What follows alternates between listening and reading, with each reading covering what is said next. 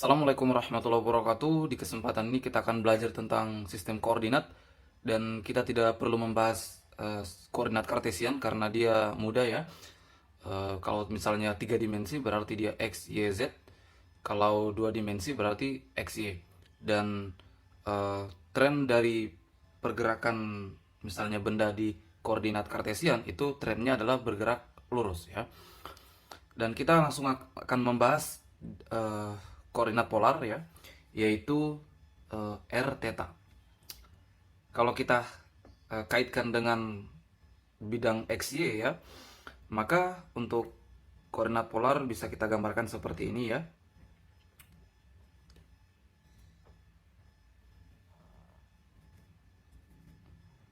Ini x, ini y ya.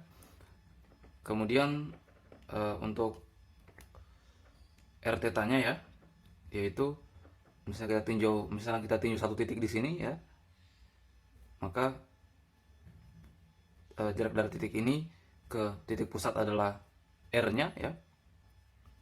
Nah, sedangkan ini sudut ini adalah theta. Nah, seperti itu. Itu untuk koordinat polar r theta. Sekarang kita ingin meninjau suatu elemen area tertentu ya, untuk kita coba mengidentifikasi luas dari elemen area tersebut yang tentu saja pada koordinat polar. Maka bisa kita gambar ulang untuk mencari elemen area tersebut ya. Kita bisa gambarkan seperti ini. Ya, ini bidang XY-nya ya. Kemudian tren dari pergerakan misalnya benda pada koordinat polar itu trennya bergerak melingkar ya. Kita tadi ingin meninjau elemen area tertentu ya. Maka ini kan tadi adalah R-nya ya. Panjang ini tadi R-nya ya.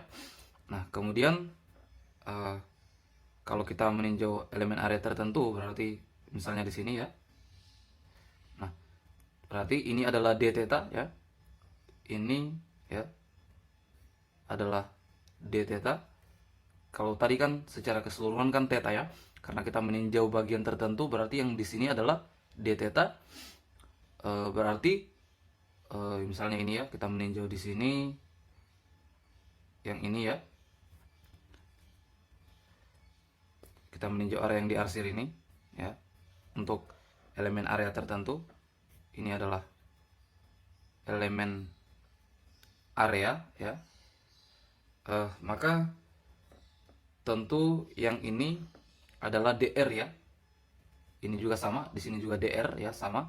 Tadi kan panjang secara keseluruhan kan r ya. Kalau kita tinjau elemen yang ini berarti panjangnya adalah dr, sedangkan yang ini adalah d theta.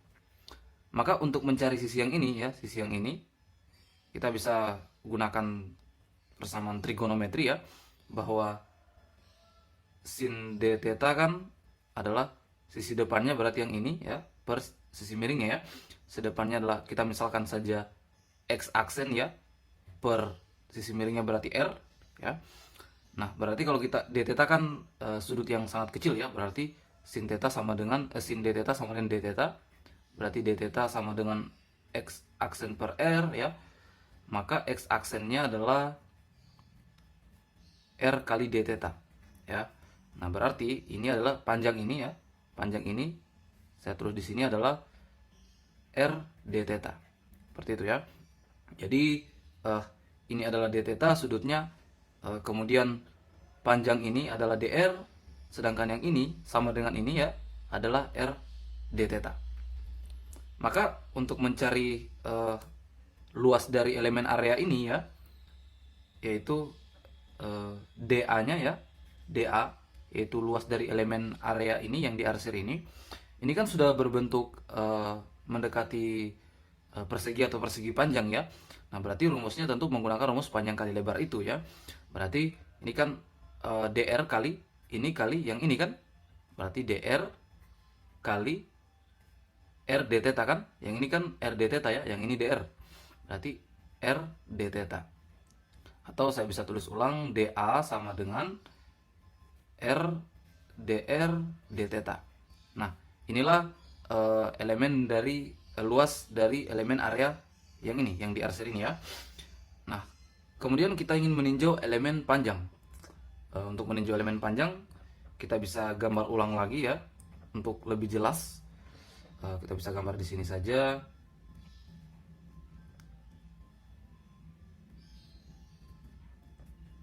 Ya seperti itu. Kemudian ini tadi adalah ini tadi adalah R-nya ya, panjangnya. Nah berarti, kita akan meninjau tadi untuk elemen panjang ya. Nah seperti ini. Ini adalah sudut, ini adalah d theta tadi ya. Nah kemudian jadi seperti ini ya. Nah ini tadi adalah panjang ini tadi RD theta ya, RD theta. Kemudian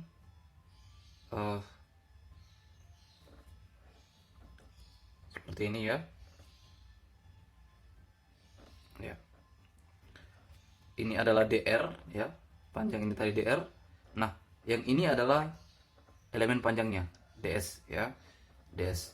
Jadi yang ini garis mendatar ini adalah RD theta tadi ya, RD theta, sedangkan ini adalah DR, sedangkan ini adalah elemen panjangnya. Bisa kita asumsikan bahwa misalnya ada sebuah partikel yang bergerak melingkar ya, seperti ini, dari sini ke sini, maka DS ini juga bisa dikatakan panjang lintasannya ya, elemen lintasan. Atau kita meninjau bagian lintasan yang ditempuh atau lintasan kecil yang terkecil ya. Maka di sini kan kita lihat bentuknya seperti segitiga ya.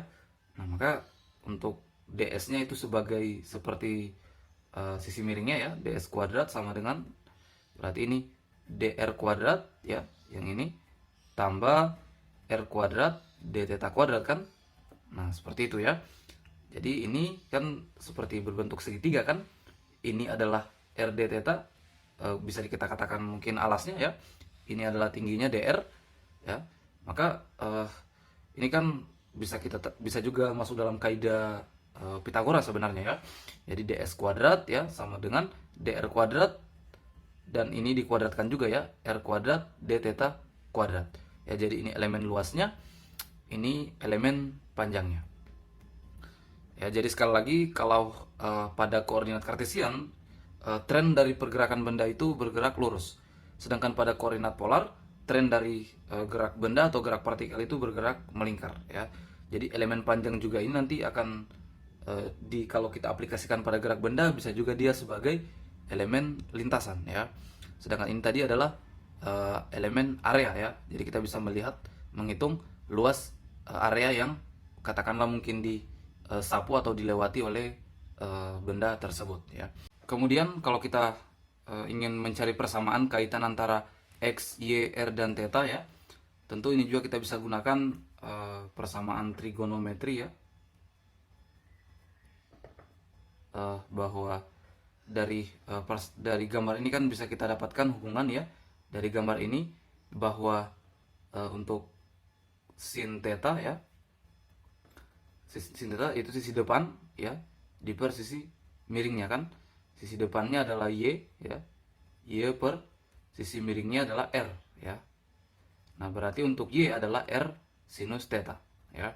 Nah berarti kalau cos theta ya, berarti sisi apit per sisi miringnya X per R ya. Jadi kalau cos theta, saya tulis di sini ya, cos theta, sisi apitnya, sisi apit sudut per sisi miringnya X per R ya. Jadi X adalah R cos theta, sedangkan Y adalah R sinus theta ya. Atau saya tulis saja di sini ya, bahwa di sini ya, X itu adalah R cos theta, sedangkan Y adalah R sinus theta. Nah, dari gambar ini kan jelas ya bahwa persamaannya seperti ini.